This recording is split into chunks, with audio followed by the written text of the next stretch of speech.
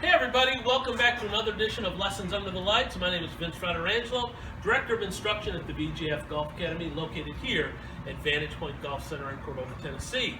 Today's topic is going to be starting the downswing and sequencing back to the ball on the downswing. Now I can tell you that a lot of golfers, a lot of you out there feel very powerful from the waist up. A lot of golfers do, more so than from the waist down. So what we tend to do, what golfers tend to do, is they tend to try and muscle the ball out there by getting up to the top and attacking the ball with the upper body. Problem is when you start the downswing with the upper body, it throws the club head away from the body. Now you're forced to swing back towards the body, which creates many times a slice. It can also create a pull. So that's one of the dangers of starting the downswing with the upper body. And there's a multitude of issues that can come with that type of motion back to the ball. What we're going to talk about is how do we start the downswing with the lower body, let the upper body kind of fall in behind it, so that by the time you get to the ball at impact, the lower body and the upper body are lined up and we make good solid contact. So let's talk about that. When we get up to the top of our backswing and we're ready to transition back down to the ball, there's a couple of thoughts here. How should this happen? Should we get up to the top and turn? Should we get up to the top and slide? Let the club come through? Actually, it's a combination of both. It's going to be way more turn than slide. I don't actually call it slide, I call it a bump. But it's going to be a combination of the both. You need both a slight bump and a big turn. So, think of it this way.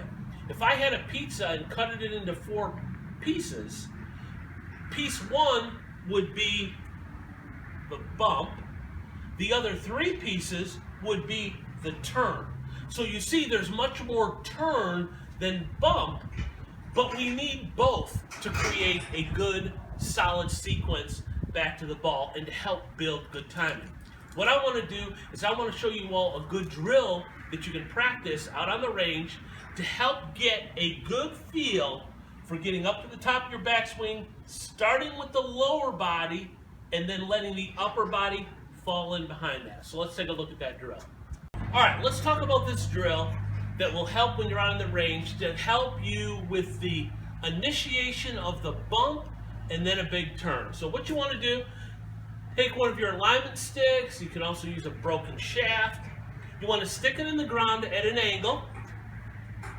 Take your setup and get your lead leg just barely touching the shaft or the alignment stick. Take your setup. Then what you want to do is go up to the top of your swing and feel the bump until you hit the shaft. Once you feel this initial touch, that's the cue to start your turn. So you're going to go up to the top, you're going to bump, and then you're going to turn, and that's going to help you sequence the bump and the turn. It's going to teach you that the bump is about 2 to 2.5 inches, and then a big turn. So bump, turn, and by using this shaft, it's going to keep you from sliding too much, and it's going to keep you from not bumping at all. So you don't initiate the turn until you feel your stick bump your leg. Once you do, that's the cue to turn, and then you will develop bump, turn. You will start to develop the sequence as the way you should start back to the ball. Starts with the lower body, works to the upper body. So again, use a stick, alignment stick, broken shaft. Do this drill and you will start to develop the proper sequence of how the body should work back to the ball. Help get you away from trying to attack it with the upper body.